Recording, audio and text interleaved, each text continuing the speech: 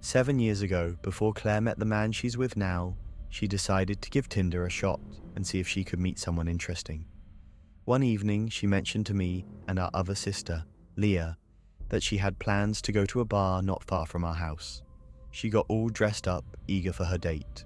When she arrived, she grabbed a seat at the bar and messaged the guy to let him know where she was. Almost instantly, an older man sat beside her and offered to buy her a drink. She later told us that he reeked, had awful breath, and his teeth were crooked. Naturally, she declined, explaining that she was waiting for someone, but he refused to leave, insisting that he could get her a drink while she waited for her date to show up.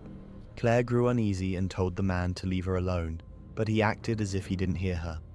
Frustrated, she got up and scanned the room, hoping to spot her date. However, he was nowhere to be seen. Feeling a bit anxious, she sent him a message, urging him to hurry, but received no response. Her pulse quickened as the minutes passed, so she sent another text. "Where are you?" Finally, he responded, saying he was running late and suggested she have a few drinks while waiting. That struck her as odd. Who tells someone to start drinking alone right before meeting them? Just then, the creepy man returned and took a seat beside her again, questioning what went wrong with her date and seeming irritated that she was still by herself. Claire gave him a few brief replies but quickly grew tired of his persistence and firmly told him to leave her alone. Deciding she had waited long enough, she reached for her phone to text her date one last time before heading out. But as she lifted her gaze, she noticed something that sent a chill down her spine. The strange man's phone vibrated at the exact moment she sent her message. That's when it hit her. Something was seriously off. Panicked, she hurriedly said she needed to use the restroom. Once inside, she grabbed her phone and called Leah, who immediately told her to leave and head home. After taking a moment to collect herself, Claire stepped out, relieved to find that the creepy man was no longer there. Wasting no time, she made her way to her car, eager to put distance between herself and the unsettling encounter. The drive home was simple and straightforward, and she expected to be back in just a few minutes. As she pulled into the driveway and stepped out of her car, something caught her attention. A vehicle parked across the street. It wasn't directly in front of our house, but lingered just far enough away to seem suspicious, sending a chill down her spine. Once inside, I quickly called Leah to ask what had happened. Meanwhile, Claire cautiously peeked out the window, slowly lowering the blinds as she scanned the street. She told us she'd seen that car earlier and feared it had followed her. We all crowded near the window to check, but by then the car was gone. As she recounted the eerie events of her night, we did our best to reassure her, though the uneasy feeling lingered. Leah was much better at calming Claire down than I was. All I could do was say that if that guy ever showed up again, I wouldn't hesitate to confront him. After that, we all retreated to our rooms, trying to shake off the tension and return to normal. But no matter how much I tried, I couldn't stop replaying the unsettling events in my head. The night had been truly disturbing, and the thought of what could have happened to Claire left a heavy knot of anxiety in my stomach. Later that night, I was completely absorbed in a game of Far Cry 4. My focus locked onto the screen when a sudden, blood-curdling scream shattered my concentration. My heart jumped, and without hesitation, I bolted toward my sister's room. But before we get to that, let's rewind to Claire's side of the story. She was lying in bed, casually scrolling through her phone, when an unexpected message popped up from the creepy guy's number. "Hey, sorry I missed your message until I got to the bar." Feeling uneasy, she chose not to respond. But just moments later, another text came through, one that sent a chill down her spine. "I'm coming over to your place. Which window is yours?" A wave of unease washed over Claire, so she quickly called Leah to tell her about the disturbing messages. As they talked, trying to decide what to do next, something terrifying happened. Claire's window suddenly slid open. Someone was trying to force their way through the roll-up curtain. What followed was pure chaos. Claire and Leah let out ear-piercing screams at the same time, their panic echoing through the house. The commotion sent our parents rushing into the room. Realizing he had been caught, the intruder hesitated for a split second before abandoning his attempt. Before anyone could grab him, he bolted and disappeared into the night. My dad rushed outside to chase after him, but the guy had already vanished. He likely jumped into a car and sped off because there was no trace of him anywhere. Once things settled down, my dad called the police to file a report. Claire handed over the guy's number and the officers examined the messages. They assured us they would try to track it, though it could take some time. A few days later, they got back to us with frustrating news. The number was fake, created through some kind of app, making it impossible to trace. My dad, clearly upset, urged them to dig deeper, but there was little they could do. The trail had gone cold. Weeks passed without any updates, and while we all tried to move on, the chilling experience lingered in our minds. Thankfully, the man never reached out to Claire again, nor did he attempt to contact her in any way. It's unsettling to think that someone could believe sneaking into a girl's window was acceptable, or that they could get away with it. The reality is, some people's intentions are beyond understanding, and the darkness behind them is truly disturbing.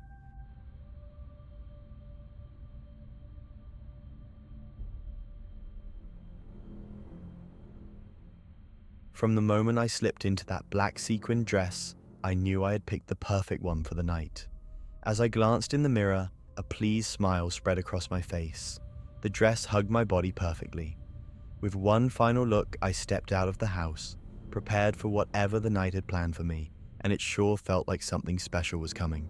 I met Hugo a few months back, and while I wasn't sure if it was just the excitement of someone new or a real connection, one thing was clear. I liked him a lot, and he made me feel incredible.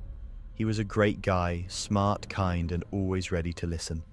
This was only our second date, and we had both decided not to hurry into things since we had been in toxic relationships before and knew we needed to take our time. I truly believed that moving slowly was the right choice. The restaurant was crowded that night.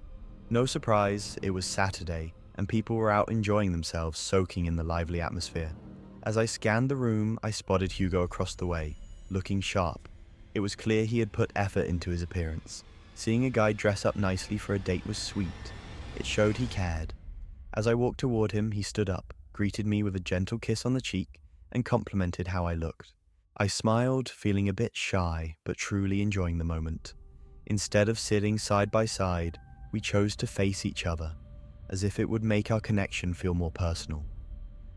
Despite the noise around us, our conversation flowed effortlessly. There was something about him that kept drawing me in, surprising me with every word he spoke. Everything was going smoothly until, midway through our conversation, I felt something unusual between my legs. At first, I assumed it was just the fabric of my dress, but then the sensation became more personal. Curious and slightly uneasy, I glanced down and saw fingers lightly grazing my thighs. For a split second, my mind went blank before I finally found my voice and spoke to him. "What are you doing? We're in public. This isn't right, and you know it," I said, trying my best to stay calm. "Oh, come on, just relax. It doesn't matter where we are," he answered with a playful smirk. I looked at him, feeling both uneasy and shocked. I'd never seen this side of him before. I knew he wanted to take things slow, and I was aware of his passionate nature, but I couldn't help but wonder if he was feeling the same way I was. "Hugo," I whispered softly. Even though a part of me was enjoying this, I fought to stay quiet. I didn't want anyone to notice, and he urged me to keep it that way. Honestly, I was losing control. "No, don't stop," I thought to myself, though I remained silent. His playful smirk grew as if he relished having me completely under his spell, caught in the moment. Then, out of nowhere, Hugo suddenly pulled back and sat up straight. He looked at me, but I couldn't meet his eyes. My face felt hot, and a deep blush spread across my cheeks as embarrassment washed over me. "Let's go back to my place and pick up where we left off," he said, and all I could do was nod in agreement. He flashed me a playful wink before calling the waiter to bring the check. When we reached his house, I was stunned. It was massive and stunning, far beyond what I had expected. I'd never stepped into a guy's home that was this organized and spotless. Everything was perfectly arranged, almost as if a professional had styled it.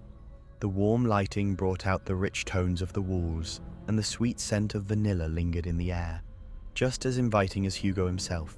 If there was a perfect setting for a romantic night, this had to be it. Completely lost in the moment, I stepped closer to him, and our lips met. Kissing him felt like stepping into a dream, one I didn't want to wake up from. I deepened the kiss, savoring the warmth and softness of his lips. When he started to pull away, I held onto him tighter, wrapping my arms around him, not ready to let go. I could tell he wanted more, and even though we had agreed to take things slow, sometimes that promise blurs when passion takes control.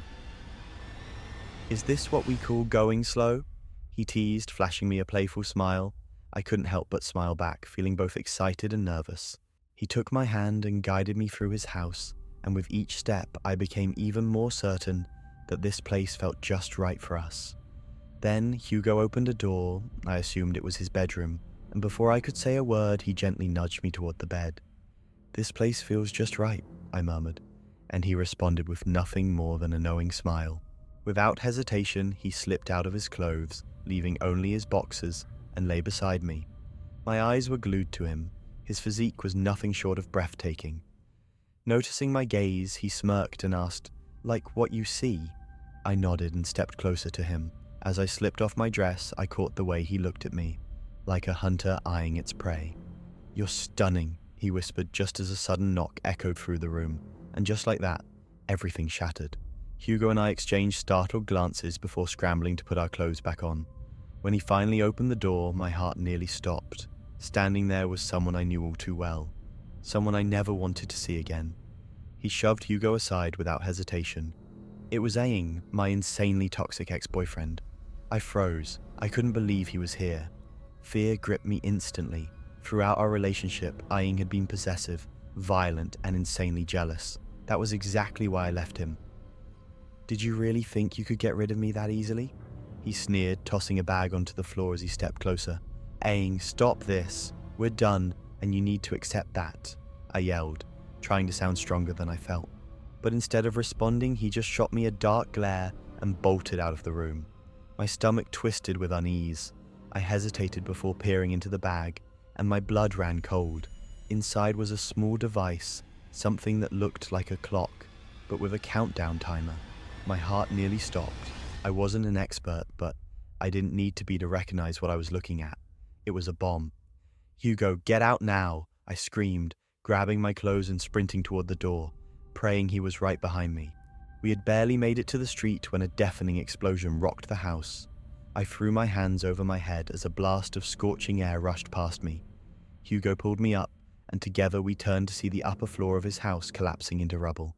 I realized that no matter how much I cared for Hugo, staying with him would only put him in danger.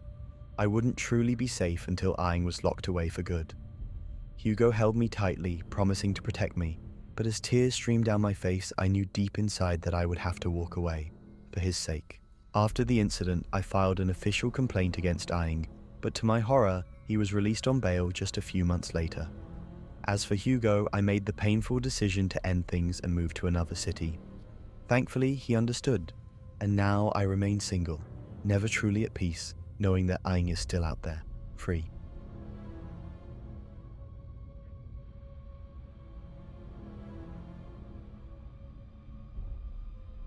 After breaking up with my boyfriend, I found myself desperately searching for a distraction.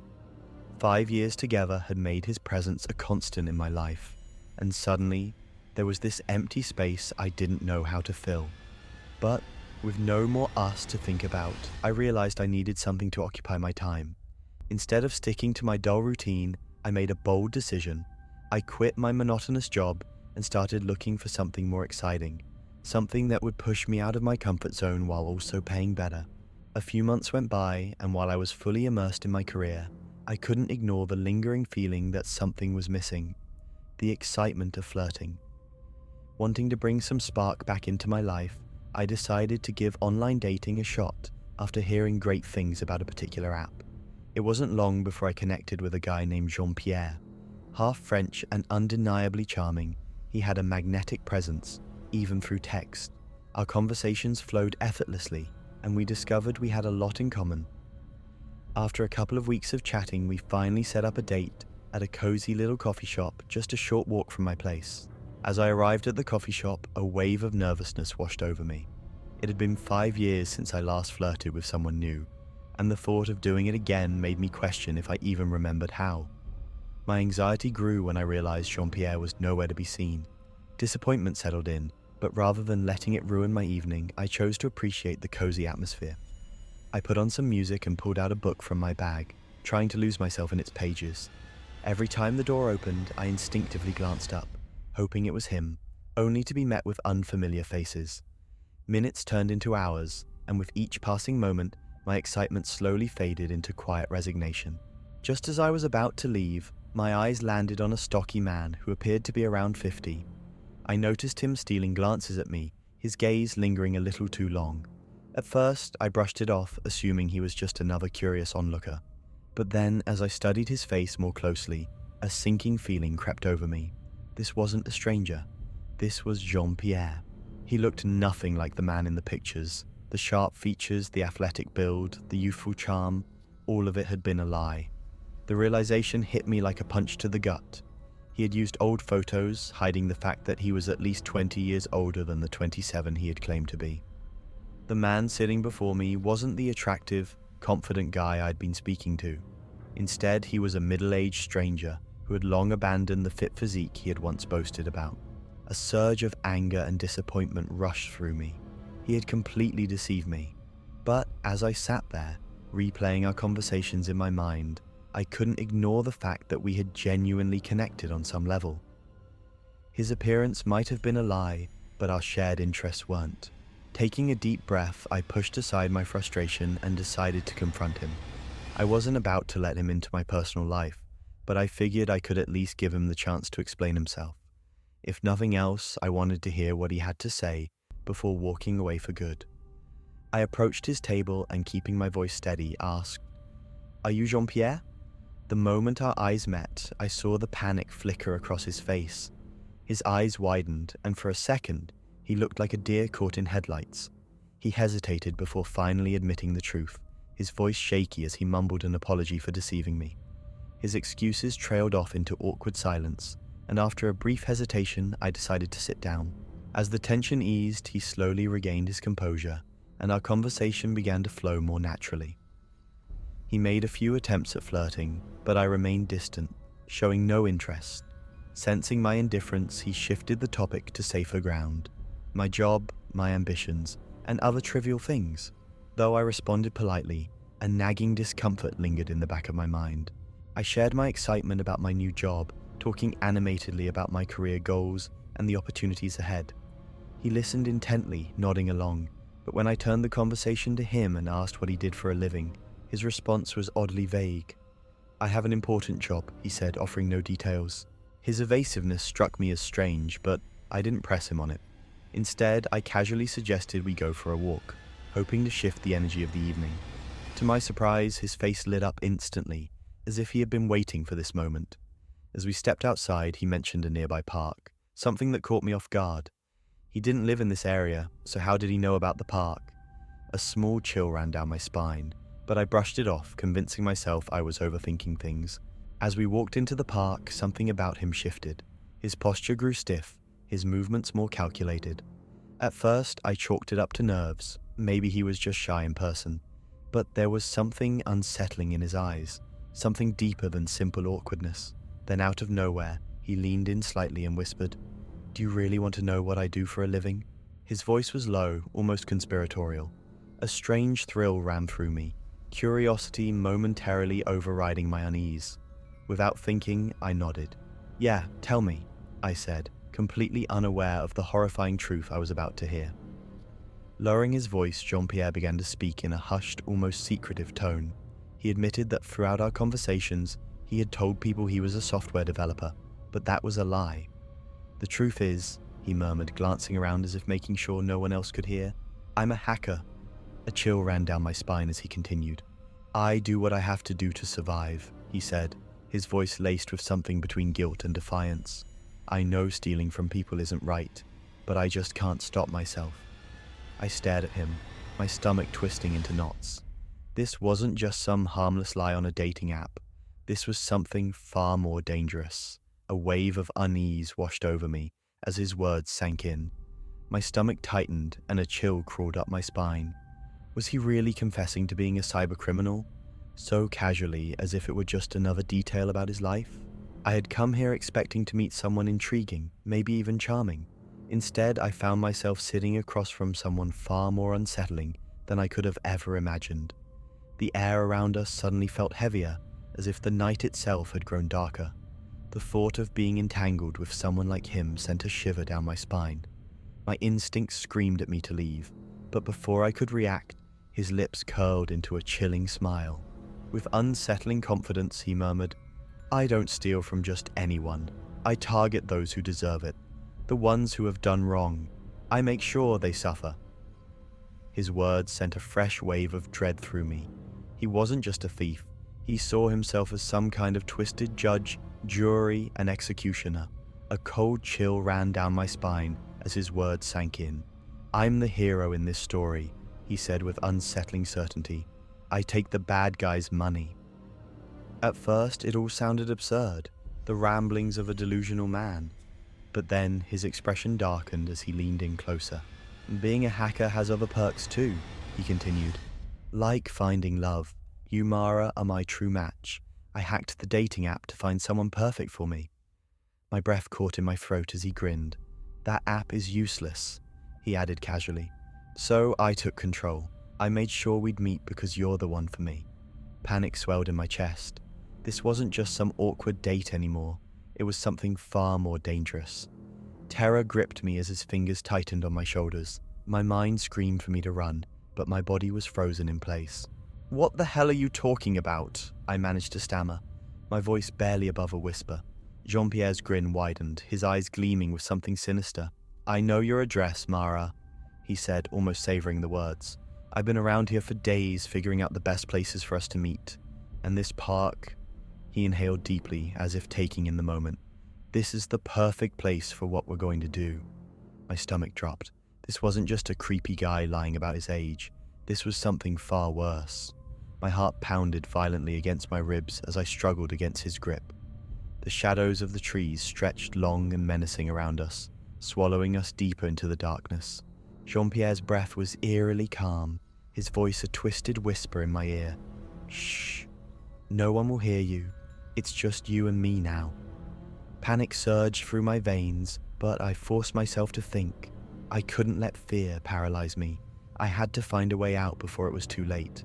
Just as despair threatened to consume me, adrenaline surged through my veins. I couldn't let this happen. With every ounce of strength I had, I twisted my body and slammed my knee into his stomach. He grunted in pain, loosening his grip just enough for me to break free. Without thinking, I scrambled to my feet and bolted toward the nearest path, my breath coming in ragged gasps. My only thought was escape, getting as far away from him as possible before he could catch me again. Jean-Pierre let out a pained groan, his body jerking backward from the impact. I didn't stop to see how badly he was hurt. I took my chance and shoved him off me with all my strength. Scrambling to my feet, I ran as fast as I could, my heart pounding so hard it felt like it would burst. I didn't dare look back. I could hear him cursing, struggling to get up, but I didn't stop. My only focus was getting out of that park, reaching a safe place before he could recover and come after me. Breathing heavily, I stumbled backward, my hands trembling as I took in the sight of Jean-Pierre lying motionless beneath me. My mind screamed at me to run, to get as far away as possible before he woke up. Adrenaline coursed through my veins as I forced myself to my feet and sprinted toward the park's exit. Every shadow felt like a threat, every sound like his footsteps behind me. But I didn't stop. I couldn't. I ran until I reached the nearest street, gasping for breath, my body shaking from fear and exhaustion. I needed help. I needed to report him before he could ever do this to someone else. A cold shiver ran down my spine as the officer's words sank in. My knees felt weak, and I had to grip the edge of the desk to steady myself. I had been face to face with a monster, someone who had done this before, who had taken innocent lives, and I had almost been his next victim. The officers wasted no time. They immediately sent a team to the park, but deep down I feared he might have already slipped away. The thought of him still being out there, watching, waiting, sent a fresh wave of terror through me. But one thing was certain. I had survived. I had fought back, and this time his victim wasn't just another name on his list. This time he had picked the wrong girl. No matter how much I tried to convince myself that he was gone, the paranoia never faded. Shadows outside my window seemed to shift on their own, and every small noise sent my heart racing. Sleep became a luxury. I would jolt awake at the slightest creak, convinced that he was inside, lurking in the darkness.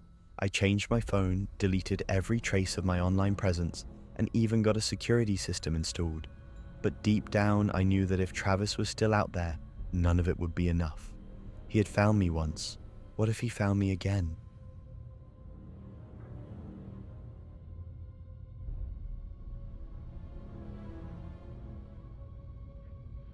I never imagined that a date could turn into such a disturbing experience. It all began a few years back when Tinder had just hit the scene. I recall my friends constantly raving about it. This is the next big thing for meeting people, they'd insist. I had experimented with other dating apps before, but never really got past a few conversations or a blind date that led nowhere. After an exhausting day of midterm exams, I returned home and collapsed onto my bed. I needed something to take my mind off things, so I considered going out. Picking up my phone, I messaged my friends in our group chat, looking for suggestions, but their replies only frustrated me. Everyone already had plans. One was spending time with his girlfriend, while another had set up a date on Tinder. I started feeling like the odd one out, stuck at home as my social life dwindled. So I figured, why not give it a shot? I hopped onto my computer and set up a brand new Tinder profile. After spending a few minutes crafting a clever bio and selecting some older photos, I installed the app on my phone and made myself comfortable on the couch. As I began swiping right, I came across plenty of attractive women, but I knew better than to trust appearances alone. Profiles could be deceiving, and not everyone looked exactly like their pictures. With that in mind, I took my time, carefully swiping and hoping for a decent match. My dad always used to say that dating a lot would help me appreciate the right person when the time came to settle down. Keeping that in mind, I kept swiping right, figuring that the more I swiped, the better my chances. I went through nearly 100 profiles, but to my disappointment, not a single match came through. My confidence took a serious hit, and frustration started creeping in. Not wanting to dwell on it all night, I decided to shut off my phone and distract myself with some TV. As I sat there, my anxiety started getting the best of me. Thoughts of being alone forever crept in, making me wonder if anyone would ever truly want to be with me. Just as the room fell into silence, my phone buzzed. I grabbed it quickly, and to my surprise, I had a match. The girl, named She, appeared to be of Asian descent and had only one picture on her profile. She was in my age range and looked pretty attractive. However, her bio was a bit odd. It read, "Sexiest twin sister, go on a date with me." It struck me as unusual, but at that moment, I was just looking for something exciting, so I didn't overthink it and move forward. She sent me a message saying she preferred to talk in person if she was free that night, adding a smiley emoji at the end. I wasn't sure why, but something about her message intrigued me, and I figured it was worth a shot. What surprised me even more was how close she was. Her location showed she lived just 15 kilometers away, meaning I could get there in about 10 minutes. Meeting her didn't seem like a big deal, so I asked for her number and address. To my surprise, she sent both without hesitation, as if she had no concerns at all.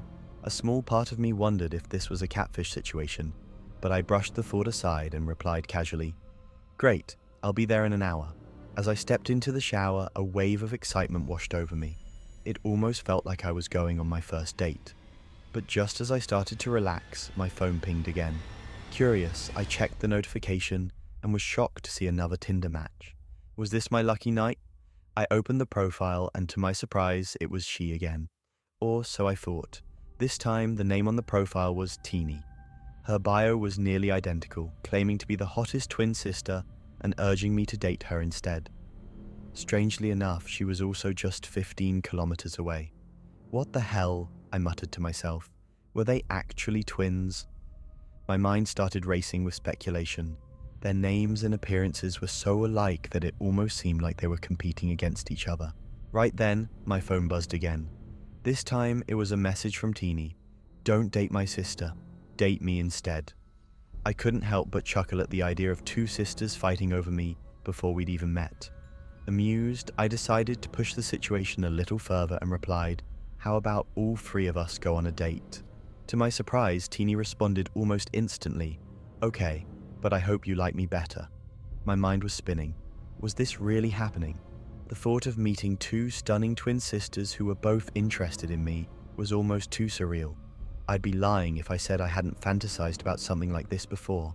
Wasting no time, I got dressed as quickly as possible, grabbed my car keys, and rushed out the door. I entered the address she'd given me into Google Maps and started driving. After about 10 or 15 minutes, I arrived at the location, a small, isolated house tucked away among the trees. To be honest, it looked more like an old cabin than a proper house, but I brushed off any concerns. Determined to see where the night would lead, I walked up to the porch and knocked on the door. A tense silence followed. Then I heard slow, heavy footsteps approaching from inside. The sound of locks clicking and shifting filled the air. I took a deep breath, trying to steady my nerves as I waited for the door to open. The door swung open, and there they stood. Two stunning girls, exactly as they appeared in their profile pictures. But there was one shocking detail the photos hadn't revealed. They were conjoined twins. If there were ever a political term for this, they would be classified as Siamese twins. The girl on the right flashed a confident smirk and spoke first. "I'm Teeny, also known as the prettier twin, and this," she gestured to her sister, "is my slightly less attractive half, she." She's face instantly turned red with frustration. "Yeah, I'm she snapped before fixing her gaze on me. "So, you must be Jeff, right?" Yeah," I stammered, still trying to process what I was seeing. "Well, don't just stand there. Come in," Teeny said with a playful grin. "Let's get this party started." I hesitated, my mind screaming at me to turn around and leave. Every instinct told me something was off, but against my better judgment, I forced a casual smile. I didn't want to seem rude, or worse, scared. "Sure, girls," I said, stepping inside. What followed was the most bizarre, unsettling dinner of my life, and by the time the night was over, I barely made it out alive.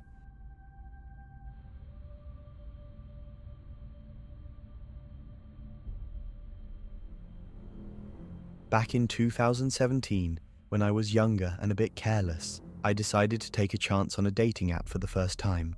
I don't recall exactly which one it was, but I ended up matching with a guy. Our conversation picked up quickly, and judging by his pictures and the way we talked, everything seemed to be going really well. His name was Alex, tall, broad-shouldered, and with striking blonde hair. Our conversation started off casually, covering everyday topics, until midway through he asked me out.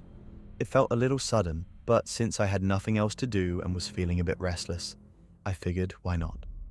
Looking back, it was definitely a reckless decision, but at the time, I just went with it. Alex then told me he wanted me to come over to his place that same day. The moment he said it, I felt a small chill run down my spine.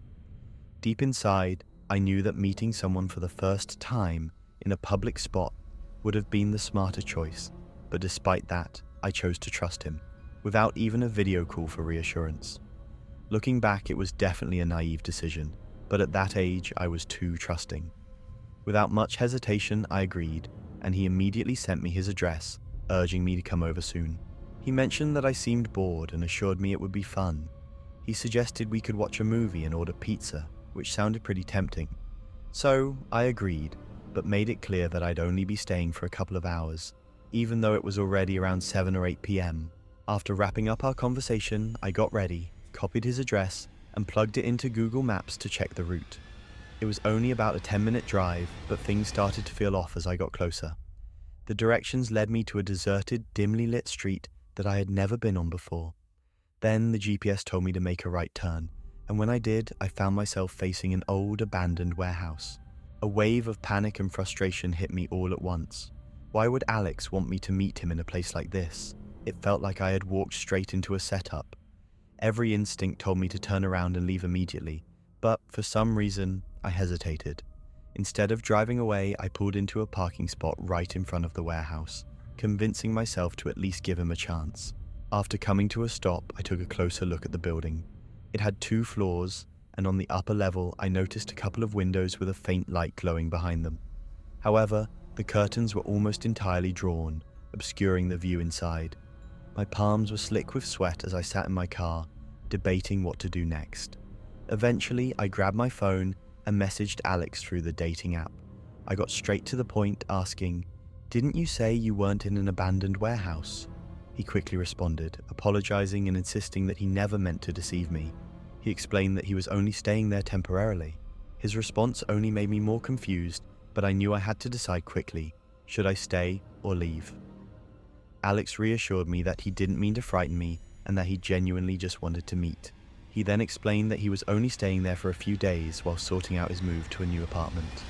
Since he had a lot of expenses to handle, a friend had let him crash there temporarily, until his new place was ready, and most of his belongings were still at his friend's house. Even though his explanation sounded a bit messy, I understood the gist of it.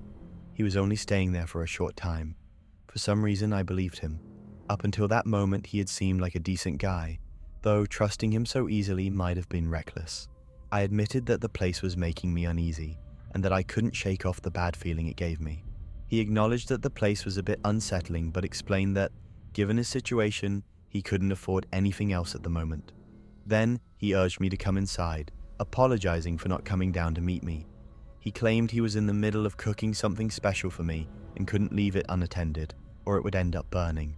I glanced up at the building again and noticed that the lights in his room had gone out, leaving only the faint glow of a television flickering through the window.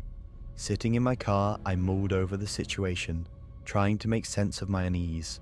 Maybe my fear was just a natural reaction. After all, anyone would feel uneasy in a place like this.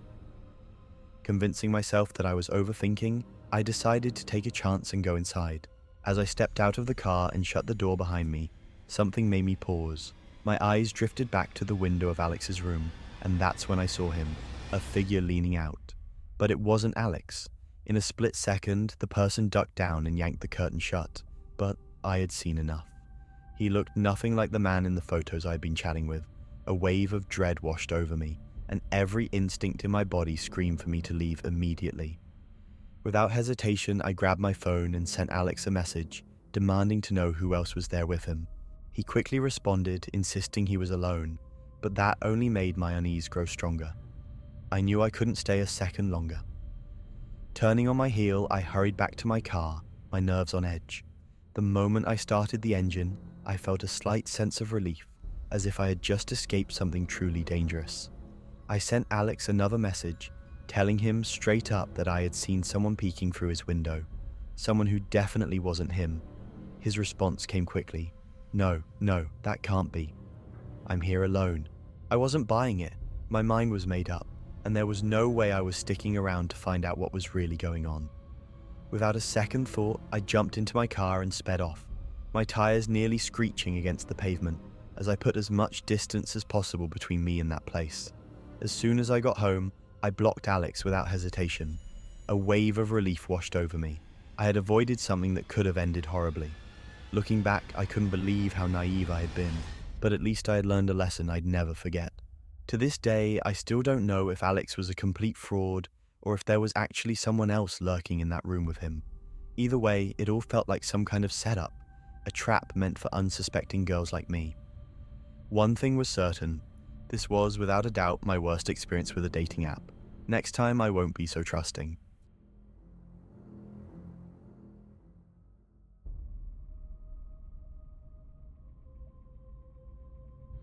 When I was 16, I went through a tough breakup.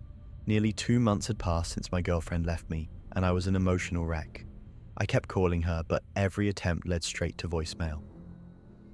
Despite still being connected on Facebook, my messages on Messenger remained unanswered. As the days dragged on, my frustration grew, and I started believing I'd never experience love again. Sensing my despair, my brother urged me to let go and move forward. To help, he introduced me to an app called Tinder, insisting it was perfect for meeting new people.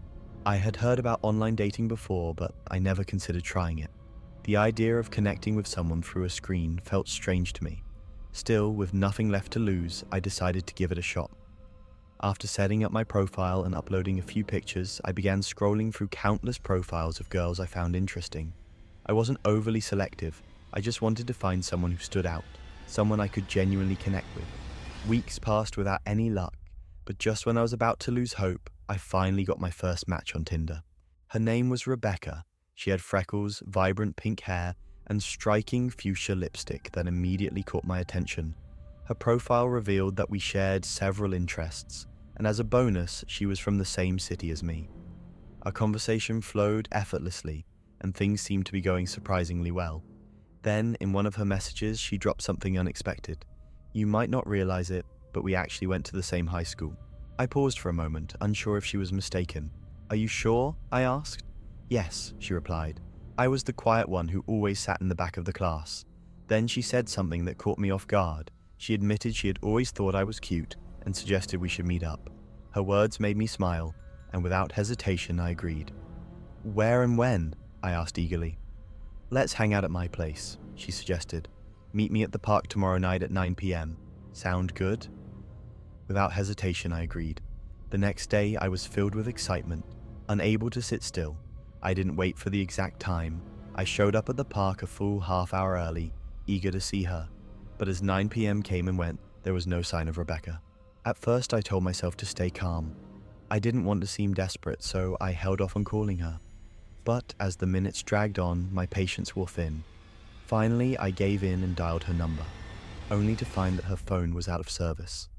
Confused, I sent her a text, but just like the call, it went unanswered. By 9:30, my excitement had turned into unease. Doubt crept in. Was she really going to show up, or had I just fallen for a cruel joke? The more I thought about it, the more foolish I felt. Letting out a frustrated sigh, I muttered to myself, I should have known this was too good to be true. So why did I even bother coming here if no one was waiting for me? I stayed for another 15 minutes, clinging to the hope that she might still show up, but she never did. Disappointed, I finally stood up from the bench and made my way toward the park's exit. As I stepped outside, I noticed a sleek black convertible parked near the entrance. Just as I was about to walk past it, the window slowly rolled down. Inside, a man with an unsettling grin stared at me, his expression sending a chill down my spine. He looked to be around 40, with something off about him. His eyes lingered on me for a moment before he spoke. "Going somewhere, kid?" I hesitated but answered, "Yeah, just heading home. I was supposed to meet someone, but it looks like she's not coming." His lips curled into a smile that didn't quite reach his eyes. "Oh, then you must be waiting for my niece." He introduced himself as Robin, claiming to be Rebecca's uncle. According to him, he had been waiting to pick her up.